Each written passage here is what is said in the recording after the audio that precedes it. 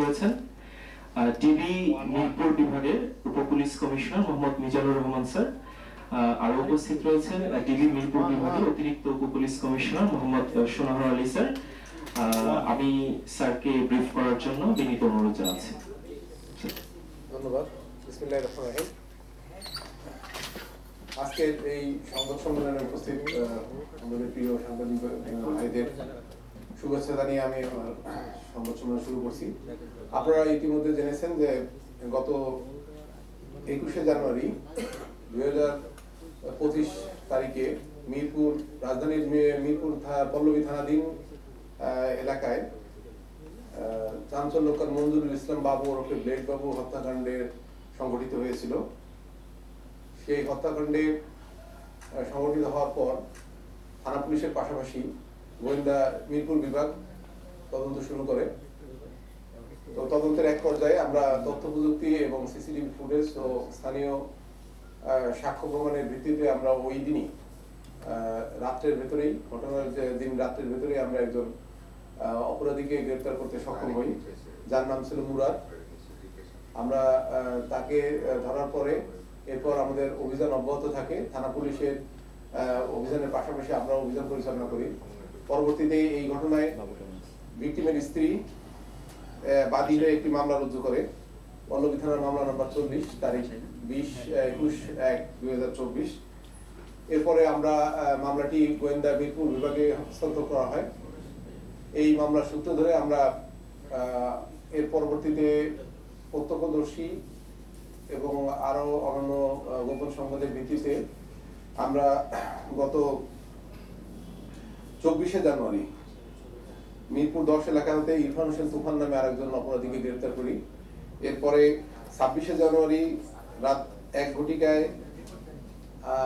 মিরপুর এলাকা থেকে রাব্বি নামে আরেকজন অপরাধীকে গ্রেফতার করি। সর্বশেষ গত রাত 29শে জানুয়ারি দিবাগত রাত 1 ঘটিকায় গোপন সংবাদের ভিত্তিতে জানতে পারি যে এই হত্যাকাণ্ডের যে মূল আসামি, যে ওই প্রত্যক্ষভাবে শারীরিকভাবে তাকে আঘাত করেছে এবং স্টেপ ডাউন করেছে, সেই আসামি দুজনই মুন্সিগঞ্জ জেলার টঙ্গিবাড়ি থানায় অবস্থান করছে। এই খবর পেয়ে আমাদের মিরপুর বিভাগের অতিরিক্ত উপপুলিশ কমিশনার গোয়েন্দা জনাব সোনার আলী তার নেতৃত্বে ডিবির একটি চৌকস দল সারা রাত অভিযান চালায় এবং মিরপুর মুন্সিগঞ্জ জেলার টঙ্গিবাড়ি থানা এলাকা হতে এই মামলার 3 এবং 4 নম্বর এজাহারনামী আসামি রাজন এবং রনি, যারা আপন দুই ভাই, তাদেরকে গ্রেফতার করতে সক্ষম হই। পরবর্তীতে রনিকে জিজ্ঞাসাবাদ করে এবং তাকে ব্যাপক জিজ্ঞাসাবাদের এক পর্যায়ে তার দেখানো মতে মুন্সিগঞ্জ হতে পল্লবী থানায় স্বপ্ননগর নতুন রোডের বাদশামিয়া চায়ের দোকানের সামনে টিনের ব্রায়ের নিচে, যেখানে চায়ের ব্যবহৃত চায়ের স্তূপের ভিতর থেকে এই হত্যাকাণ্ডে ব্যবহৃত যে সুইচ গিয়ারটি, চাকু সজ্জিত যে সুইচ গিয়ারটি, রক্তমাখা চাকুটি আমরা উদ্ধার করতে সক্ষম হই।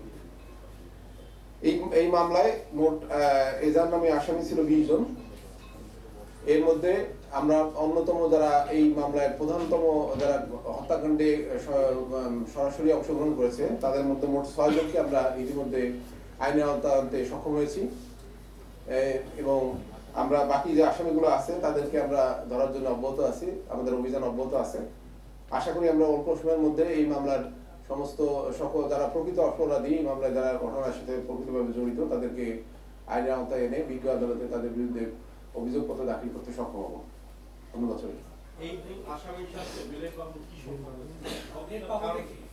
এই হত্যাকাণ্ডে আমরা তদন্ত করতে যাই জানতে পারি যে এই তাদের মধ্যে রাজন যে গ্রুপটা এবং যে ব্লেড বাবু, এদের মধ্যে এলাকার আধিপত্য প্লাস হচ্ছে কিছু ওই এলাকার কিছু টাকা পয়সা, বিভিন্ন ধরনের অপরাধের সাথে জড়িত বিভিন্ন বিষয়ের যে আর্থিক বিষয়গুলো নিয়ে এদের মধ্যে দ্বন্দ্ব ছিল এবং এই দ্বন্দ্বের এক পর্যায়ে তাদের মধ্যে কথা কাটাকাটি হয় এবং এরপরে তারা একে অপরের সাথে দস্তাদস্তির এক পর্যায়ে তিনি হত্যাকাণ্ডের শিকার হন।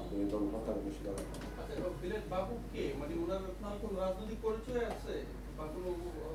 না, এলাকায় এনার ওই রকম স্পেসিফিক রাজনৈতিক কোনো পরিচয় নাই। এলাকার আধিপত্য বিস্তার করে এলাকা কেন্দ্রিক যে প্রভাব থাকে এদের আন্ডারে কিছু গ্রুপ মেনটেন করে এরা এই গ্রুপের লিডার আছে।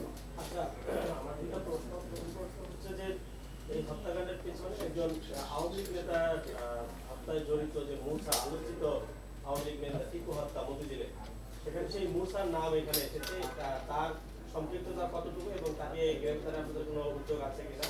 আর দ্বিতীয় প্রশ্ন আপনি বলেছেন যে তারা বেশ কিছু গ্রুপ নিয়ন্ত্রণ করতে, আমরা যদি ধরে নিই সেগুলো আসলে কিশোর গ্যাং গ্রুপ ঢাকার মধ্যে যে কয়েকটি এলাকার মধ্যে কিশোর গ্যাং আধিপত্য বা কিশোর গ্যাং কর্তৃক অপরাধ বেশি হয়, তার মধ্যে পল্লবী একটা। এই দুইটা বিষয় আপনারা আসলে কিভাবে নিয়ন্ত্রণে বা তাদের বিরুদ্ধে কি ব্যবস্থা নেবেন? ধন্যবাদ। এই মামলায় যিনি আপনি এই পূর্বে নাম উচ্চারণ করেন মুসা উনাই, এই মামলা রেজাল্ট নামে এক নম্বর আসেনি।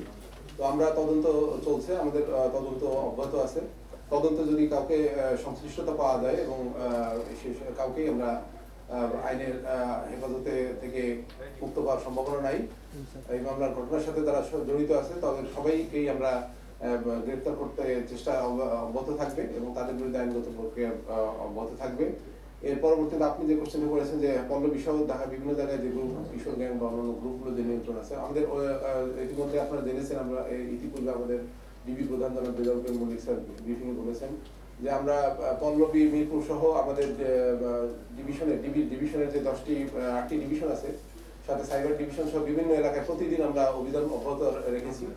বিভিন্ন গ্যাং কেন্দ্রিক যে ইয়েগুলো হচ্ছে, সন্ত্রাসী কর্মকাণ্ড বা অন্য ধরনের অপরাধ কর্মকাণ্ডগুলো ঘটছে, সেসব বিষয়ে প্রতিদিন আমরা অভিযান অব্যাহত করে প্রতিদিনই কোনো না কোনো ভাবে আমরা তাদেরকে তাদের কোনো গ্যাংয়ের সদস্যকে আমরা হেফাজতে নিচ্ছি এবং তাদের বিরুদ্ধে মামলা সহ আরো অন্যান্য আইনগত ব্যবস্থার প্রক্রিয়াধীন আছে। এটা তদন্ত করে আমরা যদি তাদের সংশ্লিষ্টতা পাওয়া যায় তাহলে পরবর্তী ব্যবস্থা নেওয়া হবে। আচ্ছা, আর ওই যে আপনার যে মুসা যেটা ওমান থেকে যাবে কি আপনারা মানে আমরা মোটামুটি সবাইকে যারা শিশু সন্ত্রাসী বলেন বা যারা এই ঘটনার সাথে যারা জড়িত আছে সবাইকে আমরা আসলে এখন নজরদারির ভিতরে আছি। সবাই তথ্য প্রযুক্তি বলেন বা গোপন সংস্থা যারা আছে সবাই আমাদের নজরদারির ভিতরে আছে। ধন্যবাদ সবাইকে, ভালো থাকবেন। আসসালামু আলাইকুম। ধন্যবাদ। আপনাদের জন্য রিফ্রেশমেন্টের ব্যবস্থা আছে, প্লিজ নিয়ে যাবেন।